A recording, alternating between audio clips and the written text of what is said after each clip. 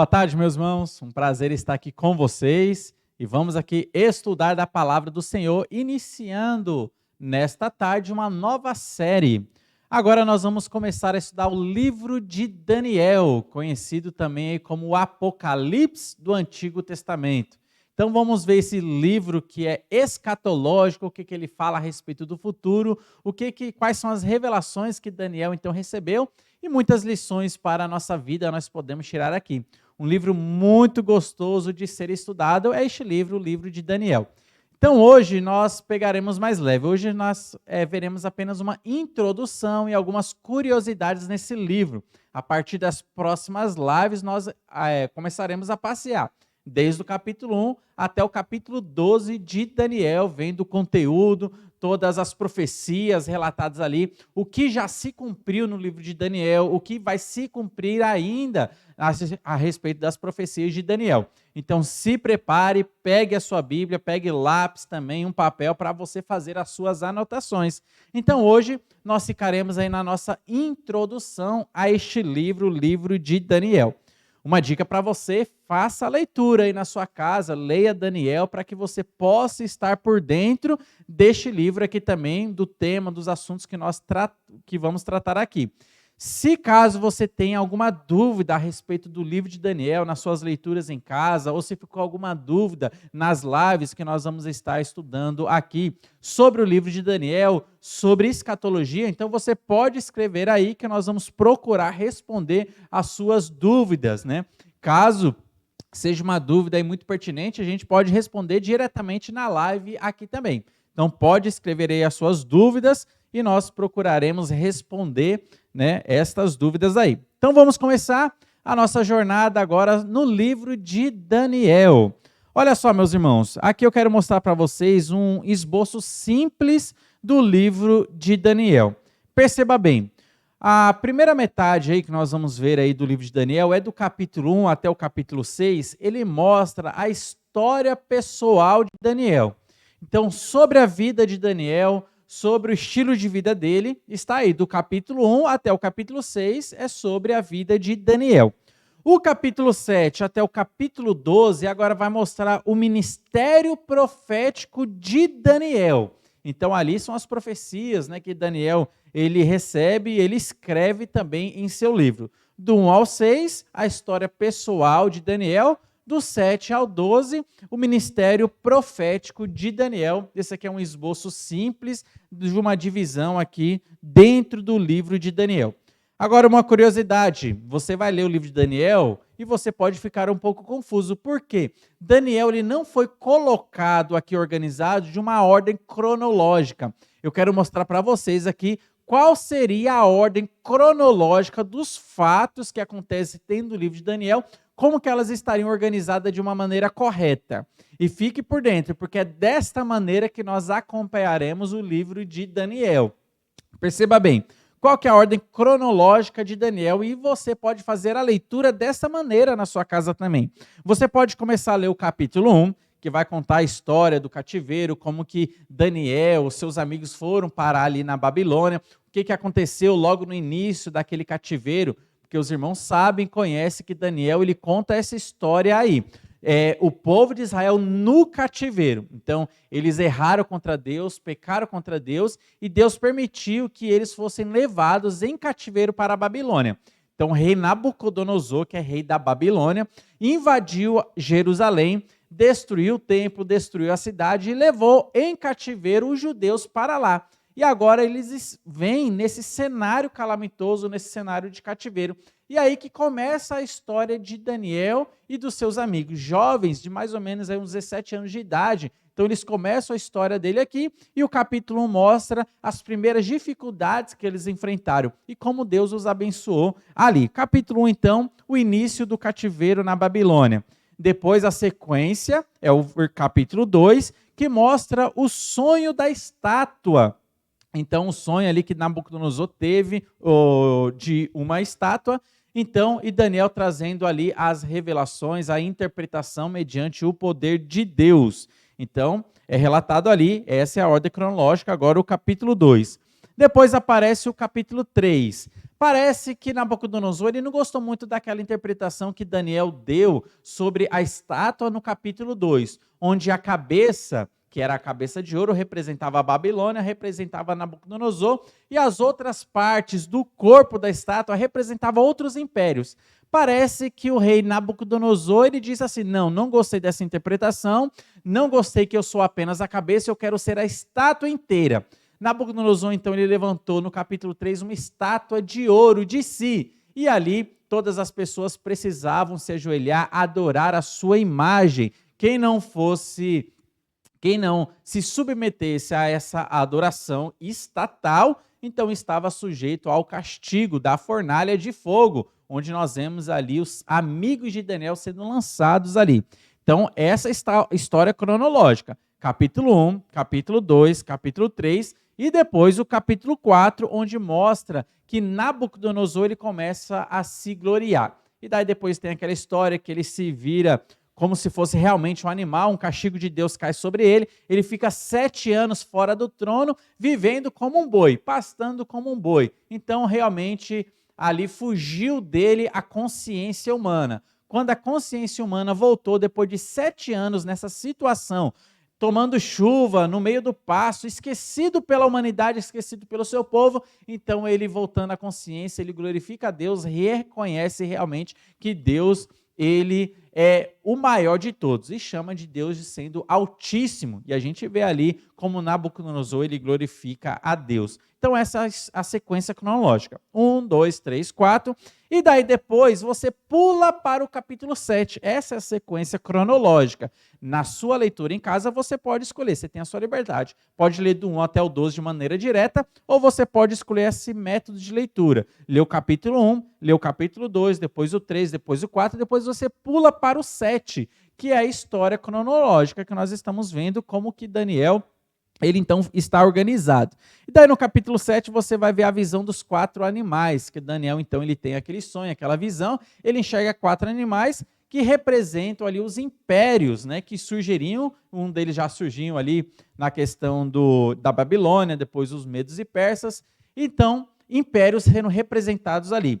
A interpretação é a mesma interpretação da estátua. Tudo isso nós vamos estudar com calma, devagar, para que você possa ter conhecimento de toda a simbologia que aparece ali em Daniel, de toda a interpretação literal que nós vamos trazer neste livro. Aqui eu estou mostrando para você a sequência cronológica do livro.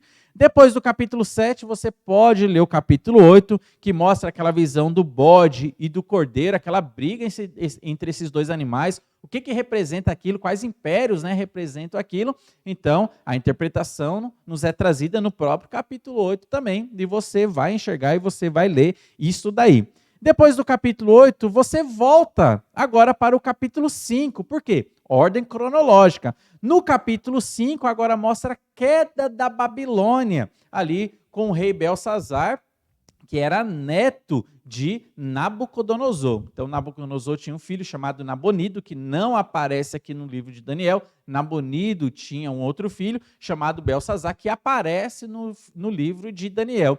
E é no reinado dele, de Nabonido e de Belsazar, que a Babilônia então cai. E aí começa a surgir o Império Medo-Persa. Então, queda da Babilônia, capítulo 5. Então perceba, o capítulo 1, 2, 3, 4, 7 e 8. E o 5, o contexto é o contexto babilônico. A partir daí o contexto vai mudar. Agora Daniel vai se achar num outro império, o Império Medo-Persa. Note que Daniel ele viveu essa transição. Ele saiu do seu reino de Jerusalém, levado em cativeiro para o reino da Babilônia, viveu ali na Babilônia por um bom período de tempo e viu a queda da Babilônia e passou para a transição do outro governo, que era o governo dos medos e dos persas, e ele trabalhou também neste outro novo governo. Então ele continuou ali e foi ali nesse governo que ele faleceu. Mas ali, durante esses dois governos, tanto da Babilônia quanto do Medo-Persa, ele recebeu já toda a sua visão escatológica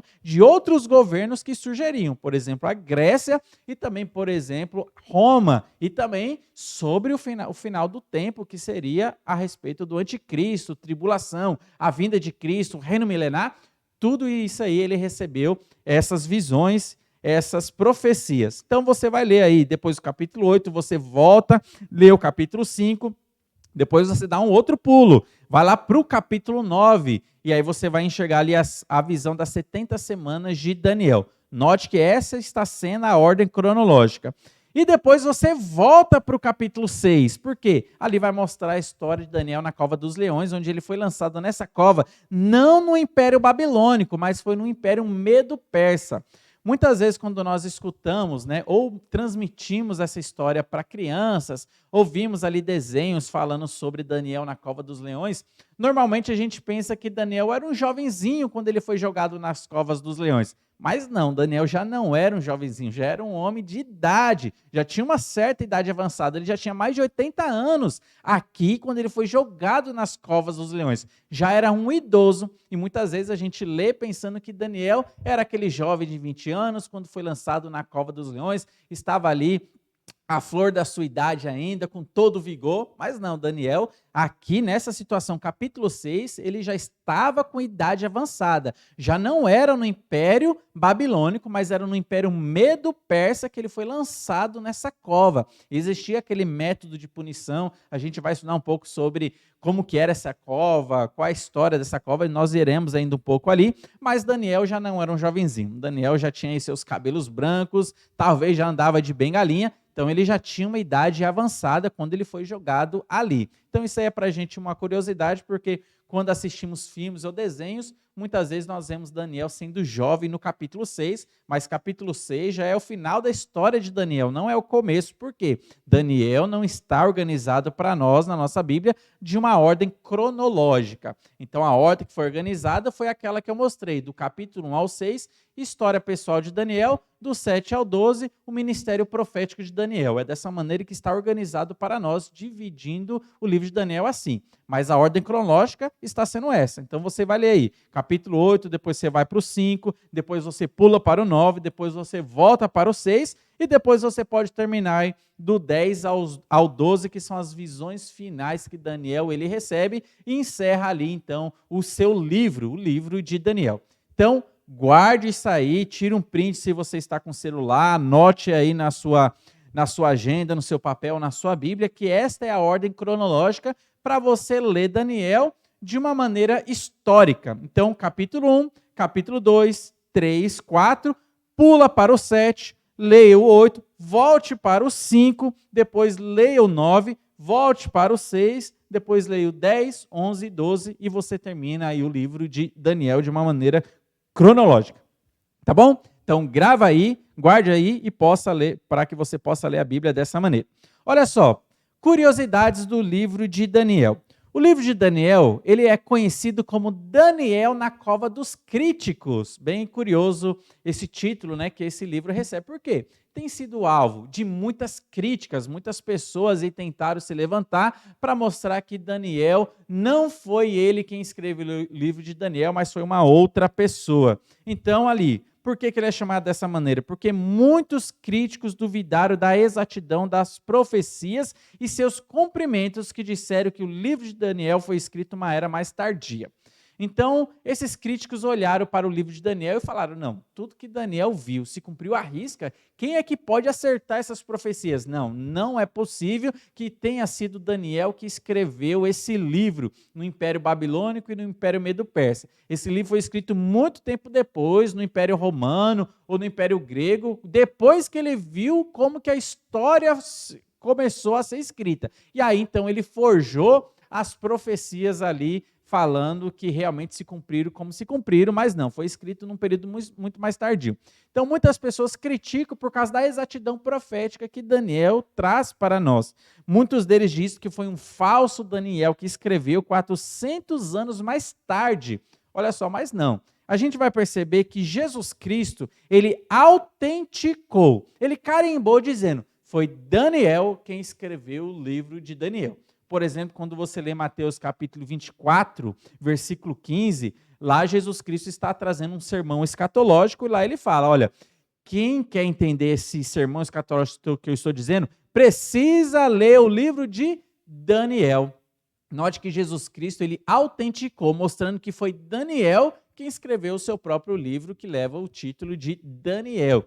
Então, Mateus capítulo 24, 15, Jesus autentica que Daniel realmente foi o escritor. Então, não tem ali nenhuma fraude nessa escrita aí não, viu? Então, realmente foi Daniel quem escreveu e tudo que está escrito ali se trata de profecias.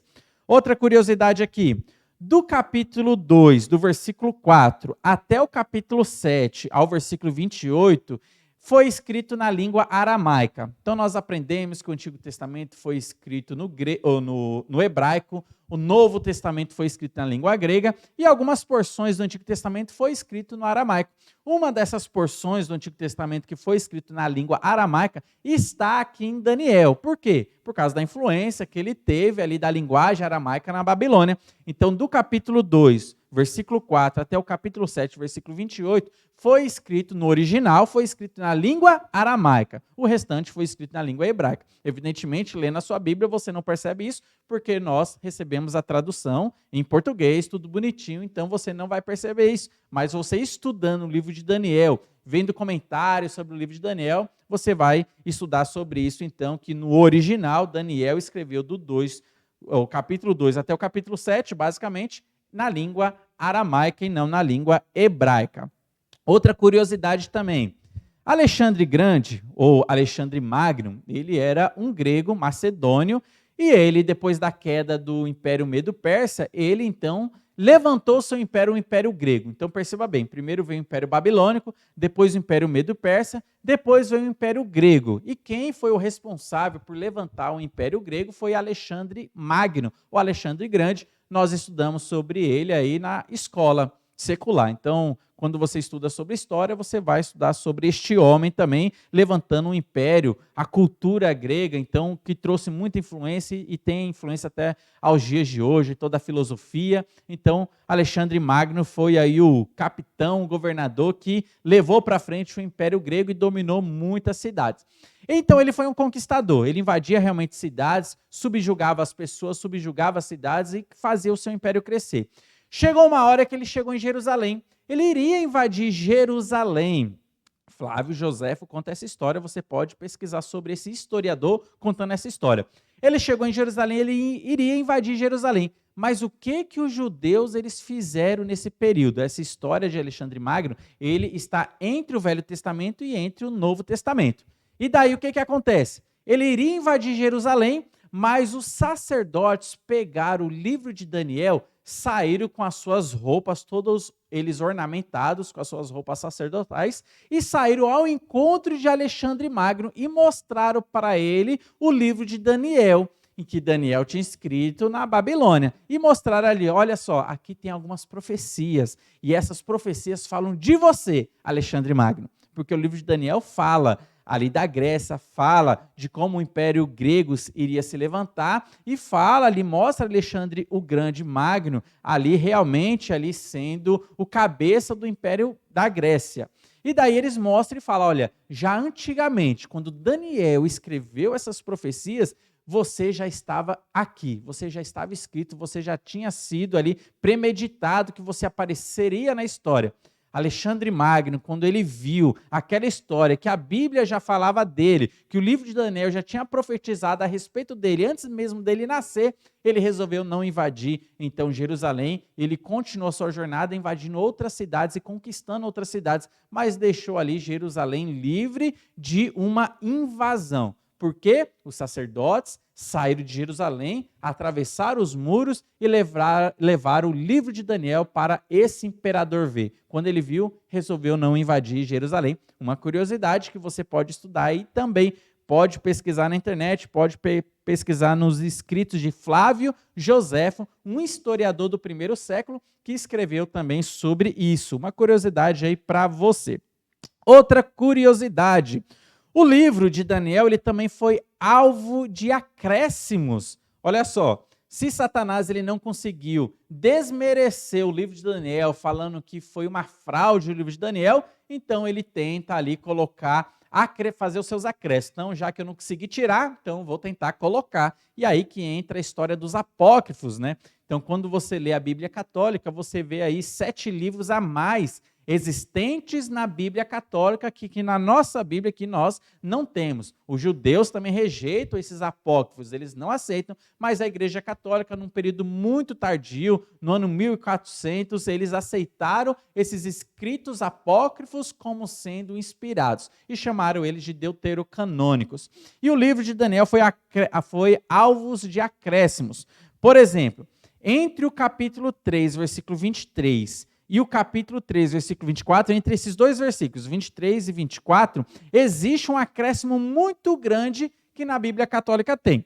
Por exemplo, eu tenho aqui, estou mostrando para você um exemplar da Bíblia Católica. Talvez você possa ter acesso dessa Bíblia, de uma Bíblia parecida aí em sua casa. Então, um exemplar da Bíblia Católica. Se eu abrir aqui, eu vou perceber que o capítulo 3 do livro de Daniel tem 100 versículos. Na sua Bíblia não vai ter 100 versículos. Abra a sua Bíblia aí no capítulo 3, veja quantos versículos tem na sua Bíblia. Se tiver 100 versículos, é porque você está usando o exemplar da Bíblia Católica. E ali existe acréscimos entre o versículo 23 e o versículo 24, um acréscimo bem grande na Bíblia Católica, então é mostrado ali. Neste acréscimo é mostrado o cântico de Azarias e o cântico dos 3 jovens, né? Azarias é o nome de Abidnego. Então, esse acréscimo que é colocado na Bíblia Católica dentro do capítulo 3. Então, o capítulo 3 do livro de Daniel vai ser bem maior na Bíblia Católica do que na nossa Bíblia. Por exemplo, na nossa Bíblia, Daniel, capítulo 3, tem 30 versículos, mas na Bíblia Católica terá 100 versículos. Então, porque existe um acréscimo ali de histórias sendo colocadas ali que a Igreja Católica aceitou como sendo palavra de Deus, como sendo inspirada. Não são apenas esses acréscimos desses versículos do capítulo 3. Por exemplo, na Bíblia Católica também é acrescentado o capítulo 13 e o capítulo 14, né, que contam a história de Susana e a história de Bel e o dragão. São histórias alegóricas que são contadas ali.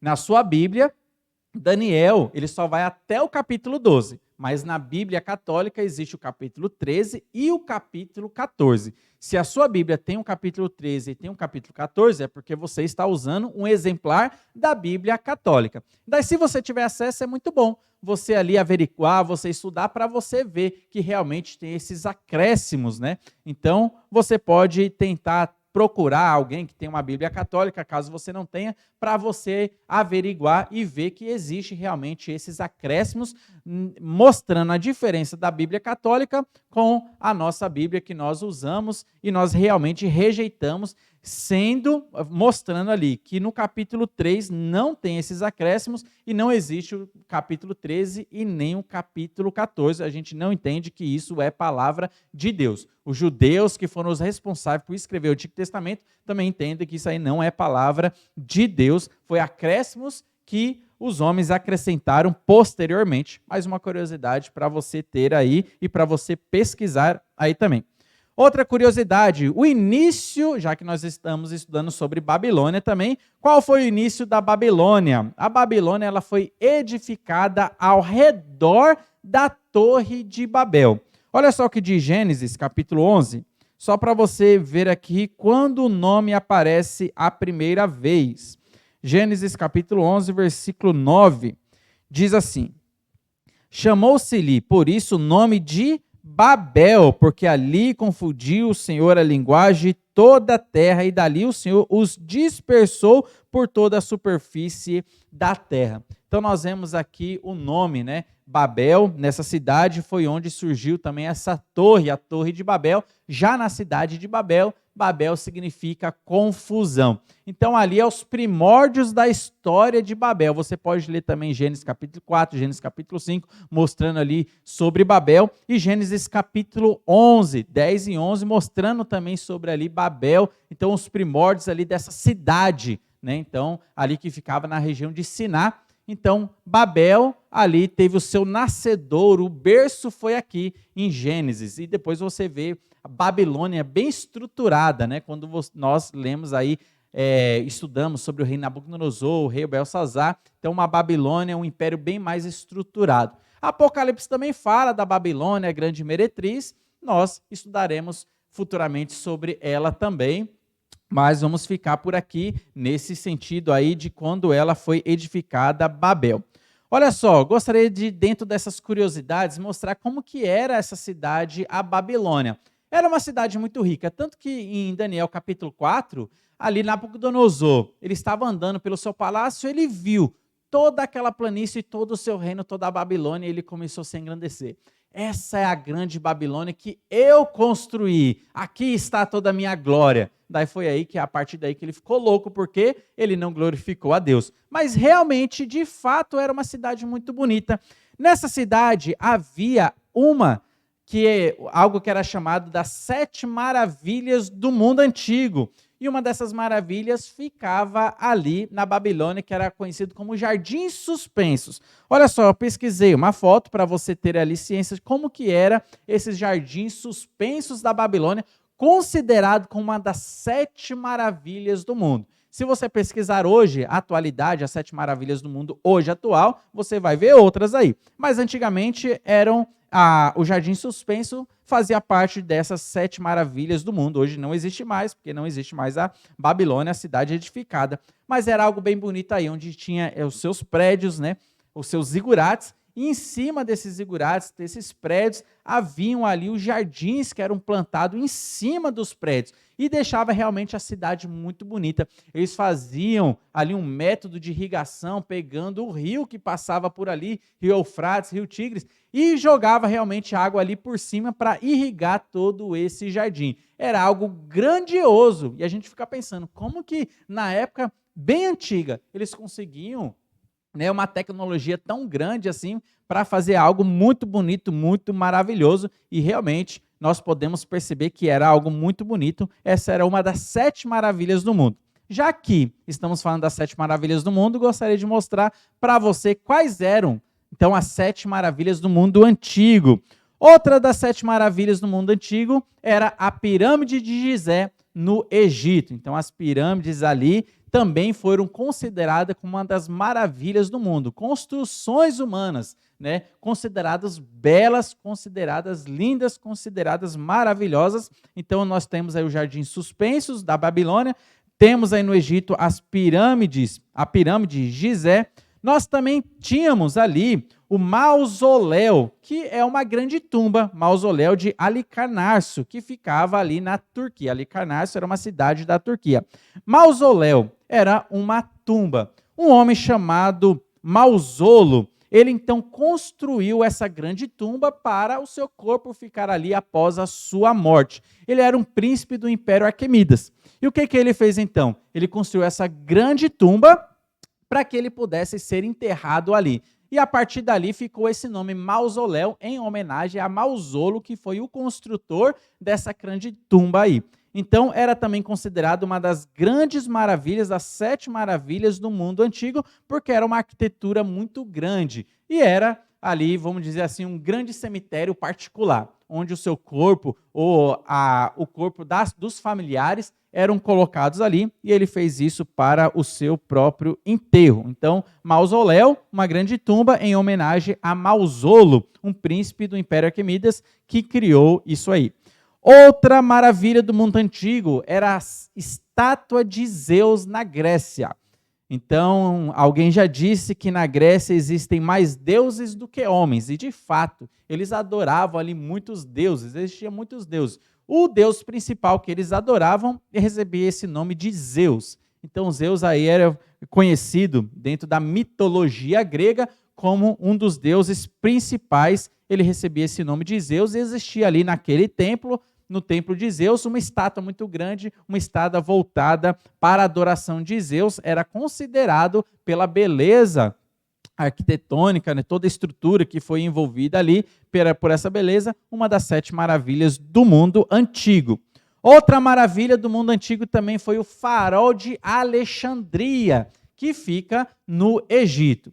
Então, logo depois que Alexandre o Grande morreu, ele morreu jovem, ele morreu com 32 anos de idade. Minha idade hoje, eu tenho 32 anos. Então, com a minha idade, ele faleceu. E perceba que, com pouco tempo de vida, ele teve ali grandes conquistas. Ele conquistou muita coisa, trouxe muita influência, teve um império muito grande. Logo depois que ele morreu, o seu reino foi dividido em 4 partes. E a parte dos Ptolomeu, um homem chamado Ptolomeu, que reinava ali em uma das partes do Império Grego, ele então resolveu fazer ali essa homenagem e levantou este farol na cidade de Alexandria, e a cidade de Alexandria tem esse nome em homenagem também a Alexandre Magno. Ele levantou esse farol ali como uma demonstração da grandeza. E foi realmente uma arquitetura muito grande, construída na época, considerada também uma das 7 maravilhas do mundo, então ficava ali no país do Egito. Outra maravilha, uma das 7 maravilhas, era o Templo de Ártemis da princesa, ou da Diana, da deusa Diana, que ficava na cidade de Éfeso. Então, Ártemis e Diana representam a mesma deusa.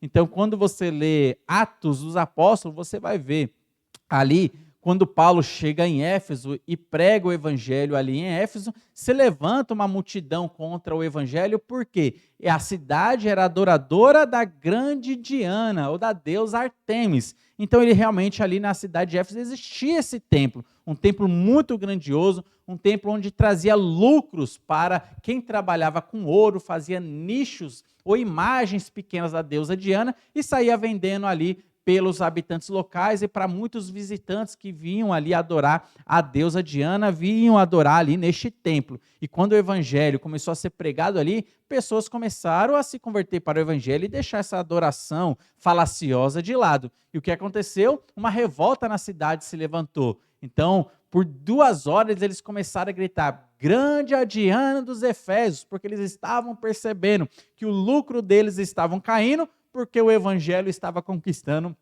muitas pessoas para a luz. Então era considerado uma também das grandes maravilhas do mundo antigo, fazia parte das 7 maravilhas do mundo antigo, este templo de Ártemis. E outra maravilha, a última que eu quero mostrar, então de todas as 7, aqui nós temos a 7ª, que é o Colosso de Rhodes. Então existia ali uma ilha chamada Rhodes, e ali eles colocaram esse colosso, que era essa grande estátua que ficava na entrada marítima da cidade. Então, todos os navios que iriam entrar para essa ilha, entrar nessa cidade, eles tinham que passar ali por esse colosso, por essa grande estátua. E eles passavam por ali. Isso mostrava a grandeza daquela ilha, mostrava a grandeza comercial daquela cidade, e muitos navios entravam por ali. E era costume, antigamente, de muitas cidades realmente fazerem colossos, mostrando ali a grandeza da sua cidade. Então, considerado também de uma das 7 maravilhas do mundo.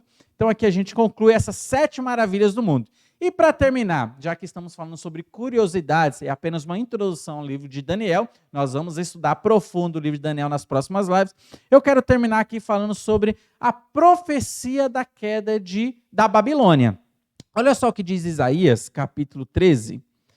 Eu lerei aqui o versículo 20 ao 22. Isaías 13, 20 ao 22, anuncia-se aqui para nós a queda da Babilônia. Então, essa cidade muito grandiosa que castigou a nação de Israel, levou esse cativo para Jerusalém, houve-se uma profecia falando-se da sua queda. E olha só o que diz o 20 ao 22, diz assim: nunca jamais será habitada, ninguém morará nela de geração em geração. O arábio não armará ali a sua tenda, nem tampouco os pastores farão ali deitar os seus rebanhos. Porém, nela as feras do deserto repousarão, e as suas casas se encherão de corujas. Ali habitarão os avestruzes e os sátiros pularão ali. As hienas uivarão nos seus castelos, os chacais nos seus palácios de prazer. Está prestes a chegar o seu tempo, e os seus dias não se prolongarão. Aqui é uma sentença contra a Babilônia, já profetizando a sua queda. Isaías escreveu o seu livro 700 anos antes do nascimento de Cristo, e aqui ele já estava profetizando a queda da Babilônia, que ela estaria em ruínas. Não seria mais um local, uma cidade para habitação humana, seria simplesmente morada de animais. E de fato isso aconteceu. Aí na sua tela você vê como a Babilônia, uma foto antiga, ilustrativa da internet, era antigamente, com todo o seu jardim suspenso, com todo o verde, toda a beleza que ela possuía, e como a Babilônia, esse local é hoje, totalmente em ruínas. Então, simplesmente arqueólogos ficam ali para estudar esse local, e morada de animais, mas não é um local de habitação. Aquilo que foi profetizado no passado por Isaías foi cumprido literalmente, e hoje você vê a Babilônia em ruínas. Não apenas Isaías, mas Jeremias também profetizou isso. Olha só o que diz Jeremias, capítulo 51, versículos 37 ao 43. Jeremias 51, do 37 ao 43, diz assim para nós, falando da queda da Babilônia. 37 ao 43. Babilônia se tornará em montões de ruínas, morada de chacais, objeto de espanto e assobio. E não haverá quem nela habite. Ainda que juntos rujam como leões e rosnem como cachorros de leões, estando eles esganados, preparar-lhes-ei um banquete, embriagá-los-eis, para que se regozijem e durmam sono eterno, e não acordem, diz o Senhor. Fá-los-eis descer como os cordeiros ao matadouro, como carneiros e bodes, como foi tomada a Babilônia e apanhada de surpresa, e a glória de toda a terra, como se tornou Babilônia objeto de espanto entre as nações. O mar é vindo sobre a Babilônia, coberta está o túmulo com suas ondas. Tornaram-se as suas cidades em desolação, terra seca e deserta, terra em que ninguém habita, nem passa por ela homem algum. Olha só, uma profecia que Jeremias também trouxe para a Babilônia, mostrando a queda da Babilônia.